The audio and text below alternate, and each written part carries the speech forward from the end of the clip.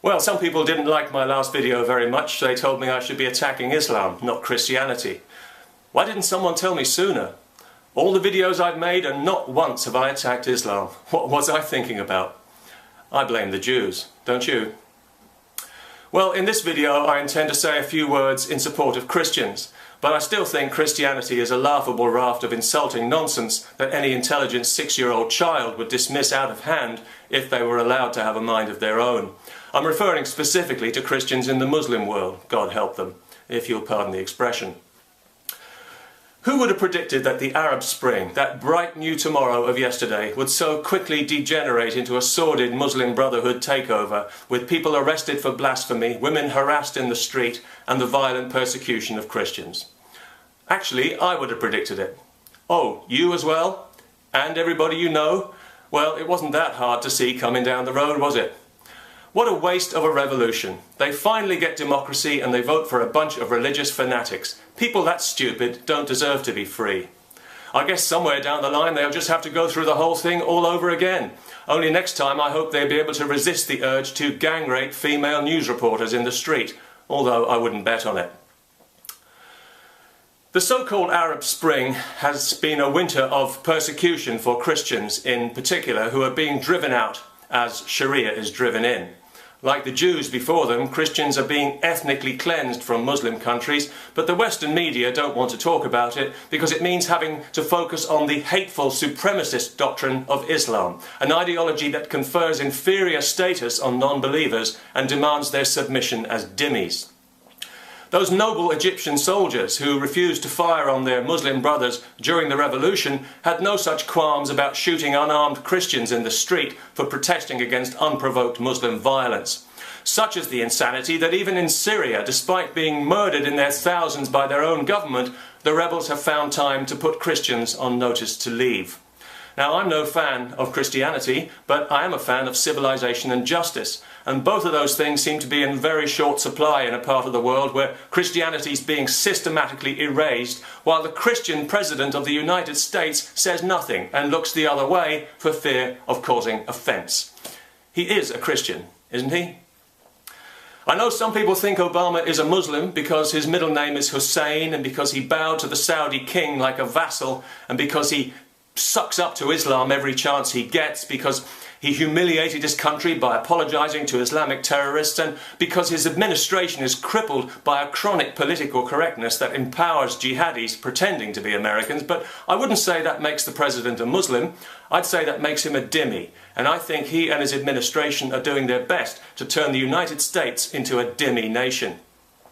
Recently he welcomed the election of an Islamist president in Egypt, a man who during his campaign, a campaign supported by the US government, made the statement, "The Quran is our constitution, the Prophet is our leader, jihad is our path, and death in the name of Allah is our goal." A man who belongs to an organisation that has vowed in its charter to infiltrate Western society and destroy it from within.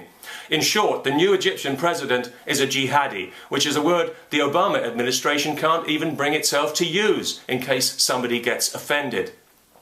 It's actually quite amusing to watch an American government spokesman wriggling around trying not to say the words Islamic or jihad when talking about Islamic jihad, until you realise the level of denial you're actually witnessing, and you can't help but wonder if it's possible to trust this person's judgment or their word about anything at all. Oh, and you might like to know that despite the First Amendment, the Obama administration is behaving on the world stage as if free speech is actually negotiable.